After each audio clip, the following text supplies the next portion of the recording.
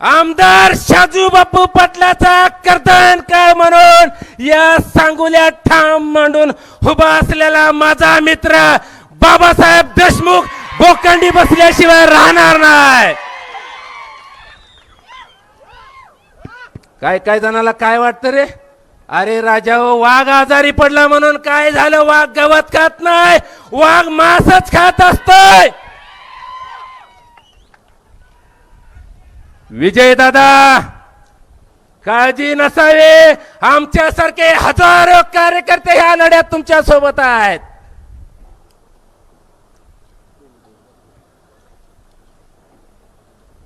या आमदारांना काम करायची कुठंच राहिलं. आणि तुम्हाला एक सांगतो, आतली बात आता सांगतोच, पत्रकार बंधूंनो, राव तुम्ही खोटाड्या त्या भाजपवाल्याच्या 2-2 किलोमीटरच्या काय नसतात.